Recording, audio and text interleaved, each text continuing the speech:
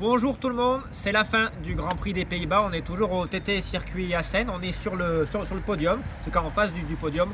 On s'excuse, il y a un petit peu de bruit derrière nous parce qu'ils sont en train de démonter le paddock qui s'en va pour le Sachsenring le week-end prochain.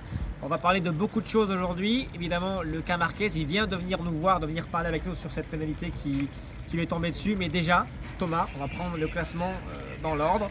Victoire de l'incontestable Pecco Bagnaia ce week-end. Et oui, effectivement, on est sur un week-end quasi parfait. Seul petit ombre au tableau, il n'a pas mené le warm-up ce matin. Mais voilà, il n'y a rien à dire. Il a dominé de bout en bout ce week-end. Il a récupéré des points au classement général sur Jorge Martin. Il remonte à 10 points à la veille, à quelques jours du Grand Prix d'Allemagne. Donc voilà, rien d'autre, rien à dire. Vraiment, week-end parfait.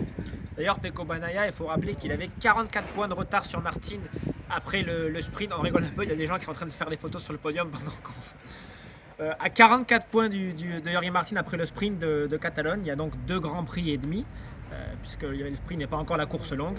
Et donc là, ça fait 34 points de récupérer en peu de temps. Fabio, tout à l'heure, nous a dit quelque chose de particulier au sujet de la forme de Pecco Bagnaia. Effectivement, Pecco Bagnaia qui est sur une série de 3 victoires consécutives.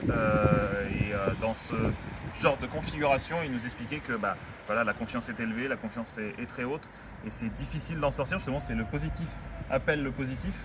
Donc voilà, Pecco est dans une très bonne dynamique Quartararo pense que justement il va pas en sortir de sitôt. Alors il y en a un qui va tenter de faire trébucher Pecco de son trône, c'est Jorge Martin, deuxième. Il a sauvé dignement les meubles ce week-end. Il expliquait qu'il n'était pas au mieux jusqu'au samedi après-midi. Et puis petit à petit, il a réussi à reprendre un petit peu de terrain à Bagnaia. Pas assez, mais Martin nous a dit aujourd'hui qu'il n'y avait pas d'excuse. Pecco était simplement plus fort. Exactement, mais c'est vrai que c'est une configuration un peu différente. D'habitude, Bagnaia est un peu en retrait en début du week-end. Là, ça n'a pas été le cas. Ça a été le contraire, justement. Il a mené dès le début. Et normalement, Martin est un peu plus incisif dès le début. Et là, ça a été l'inverse. Il est monté crescendo durant le week-end. Mais oui, de toute façon, il sauve les meubles dignement. Il ne pouvait pas faire mieux que ce qu'il a fait. Pecco était effectivement au-dessus du lot. Il marque les points, la deuxième place hier comme aujourd'hui. Voilà, rien à dire. Il y a une stat, toi qui es le roi des stats sur Ducati et sur Bagnaia qui égale Casey Stoner. Oui, exactement. 23 victoires en MotoGP, c'est le même total que Casey Stoner, tout avec Ducati. Donc là, une victoire de plus et Pecco Bagnaia rentre dans la légende Ducati en devenant le pilote le plus prolifique en termes de victoires. Et le nombre de podiums, il n'est pas loin non plus, il me semble. Oui, il est à 41 podiums avec Ducati, il lui en manque un pour rejoindre Casey Stoner. Donc voilà, là c'est vraiment le fer de lance de Ducati aujourd'hui. Peut-être au Sachsenring où Martin a donné rendez-vous à Pecco Bagnaia. On rappelle, Martin l'an dernier, il gagne au Sachsenring face à Pecco.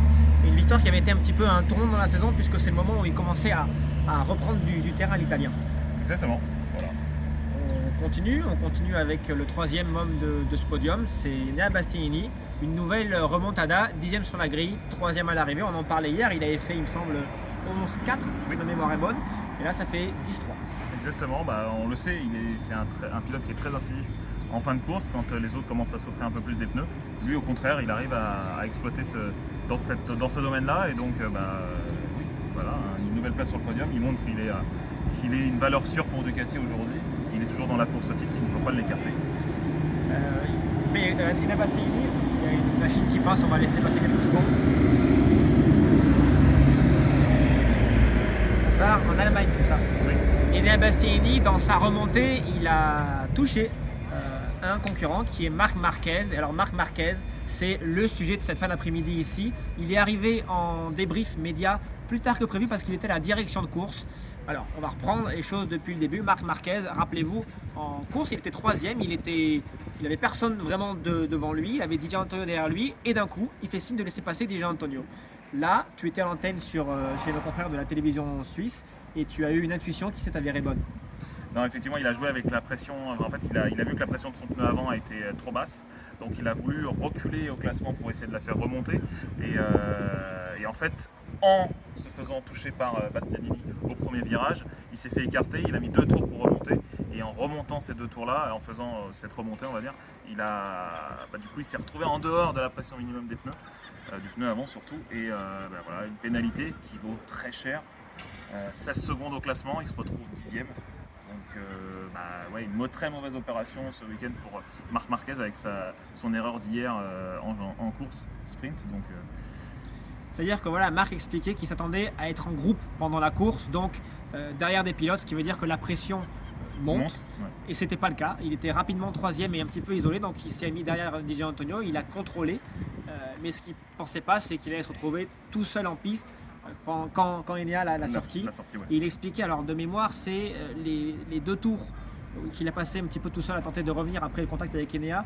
Il perdait quelque chose comme 0,05 bar par tour de pression. Et la pénalité, d'après lui, ça se joue à 0,01 bar. C'est rien du tout. Rien du tout. Mais c'est effectivement quelque chose qu'il aimerait bien qu'on étudie à l'avenir, qu'on puisse prendre en compte ce genre de situation en course, parce qu'un pilote peut très bien gérer justement sa pression, mais quand il se fait écarter par un pilote, c'est plus compliqué. Donc voilà. Il regrette juste ça et il voulait en discuter avec la direction de course. Après voilà, pas de polémique du côté de Marquez, c'est des déclarations, les règles sont les règles. Il accepte tout à fait ce qui lui arrive, même si voilà, il passe de 4e à 10e, donc au lieu de 13 points, il va en marquer 6, et ça le fait reculer à 58 points, désolé pour le bruit, 58 points de Jorge Martin. Ça fait beaucoup, en même temps on peut en marquer 37 par week-end, donc rien n'est joué. Surtout dans quelques jours au Sachsenring, son terrain de jeu. Voilà, et alors Marquez, intéressant ce qu'il disait sur le Sachsenring, que s'il arrive à être compétitif, il estime qu'il sera au niveau de Pecco et Martin, mais pas plus. C'est-à-dire qu'en ce moment, depuis Barcelone, d'après Marc Marquez, les 2 hommes sont au-dessus du lot. Et s'il arrive à être très bon, il sera pas au-dessus d'eux, mais à leur niveau. Ouais, c'est déjà prometteur, ça lui permettra au moins de grappiller des points qu'il a perdus ce week-end. Dans le reste du classement, en parlant de DJ Antonio qui a fait un super week-end, un super fin de week-end en tout cas. DJ Antonio, c'est vraiment la valeur sûre du team VR46. Marco Bezzecchi a connu un week-end difficile, c'est un désastre pour lui, on peut le dire. C'est vrai qu'il a chuté plusieurs fois aux essais, il a chuté en course encore aujourd'hui. Et alors que DJ Antonio termine 4e, et il se classe 4e, même s'il franchit la ligne d'arrivée en 5e position, mais avec le déclassement de Marquez. Et même 6e, il me semble, parce que Vignales doit rendre une position pour être passé. C'est vrai, exactement. Bon, bref, à ce jeu-là, il se retrouve 4e au pied du podium. Donc voilà, belle opération pour DJ Antonio qui est sur une série de 15 courses consécutives dans les points. Donc c'est le seul pilote dans cette dynamique. Voilà. Le roi des stats, Thomas Morcellino. Et DJ Antonio qui prouve une nouvelle fois qu'il mérite sa place en MotoGP, contrairement à ce dont beaucoup doutaient il y a moins d'1 an. Oui, tout à fait. On le pressent chez Pramac la saison prochaine sur une Yamaha. Bon, rien n'est joué, bien évidemment, mais voilà, c'est les bruits de couloir pour l'instant qu'on entend. Ou sur une Ducati. On verra. Moi, je parie plutôt sur une Ducati. Non, mais il y a beaucoup de. Voilà, on joue au pari.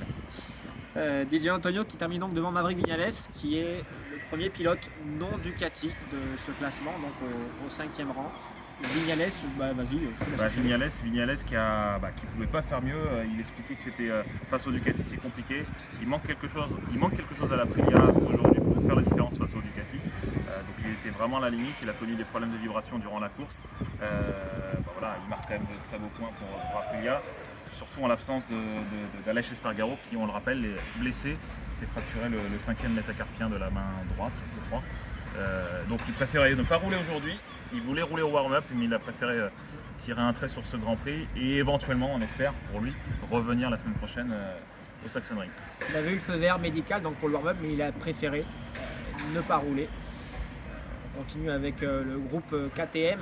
Pedro Acosta qui était parti pour faire une belle fin de week-end, meilleur pilote KTM du classement. Il était 7e avant de chuter à quelques centaines de mètres de là où on se trouve dans le dernier tour. Fin de week-end décevante. C'était compliqué pour lui ce week-end, après tu l'as rappelé hier. Il est rookie, il apprend énormément de choses, donc c'est difficile de le juger à l'aune de cette contre-performance. C'est un circuit qui est très compliqué pour les KTM.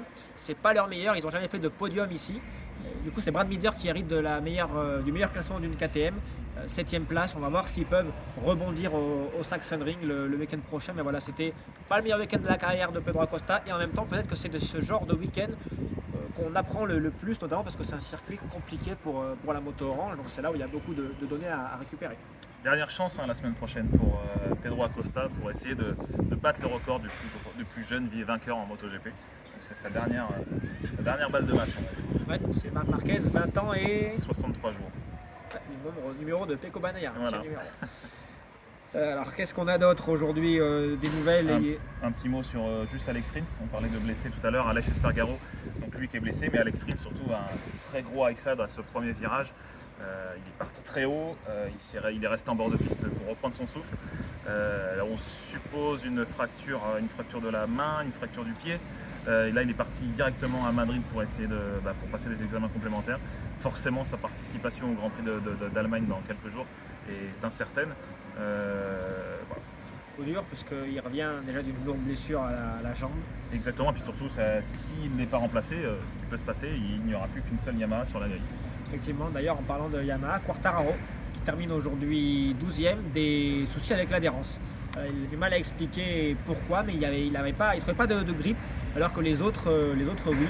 Et pas d'explication en tout cas quand il est venu nous voir, il était encore en train d'étudier tout ça.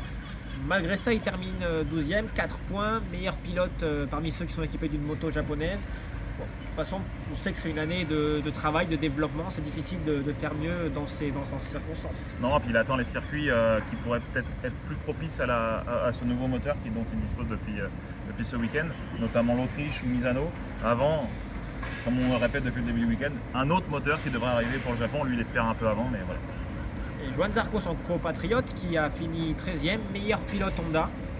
Quand on lui a posé la question, il nous a dit que oui, pour lui c'était important d'être premier Honda parce que ça le motive, c'est un objectif dans l'objectif, une course dans la course. Je te laisse continuer sur Jojo. Non, voilà, mission accomplie. Il est arrivé en ce début de week-end jeudi en disant qu'il voulait absolument marquer des points. Alors en sprint ça allait être compliqué, mais le dimanche, mission accomplie, il a réussi à marquer des points. Voilà, il le sait aujourd'hui, hein, c'est compliqué, il y a encore du travail et il espère de gros progrès pour le mois de septembre, un peu comme Yamaha avec Fabio Quartararo. Donc encore quelques semaines, longues semaines à patienter pour Zarco et le clan Honda. On rappellera, Johan il participera aussi aux 8 heures de Suzuka au mois de juillet. Oui, fin juillet. Avant ça, il reste un Grand Prix, c'est le Grand Prix d'Allemagne. Rendez-vous dans quelques jours puisque ça commence vendredi. On a hâte parce que c'est un circuit où il s'est passé pas mal de choses l'année dernière. C'est un circuit où on attend Marc Marquez pour peut-être essayer d'aller chercher cette première victoire avec le Ducati. Pedro Acosta, tu l'as dit, qui a ce record peut-être à aller battre aussi. Et puis évidemment le duel Martin-Pecco qui semble pour l'instant être un duel pour le titre. Comme l'an passé. Merci à tout le monde et puis on se dit à très vite.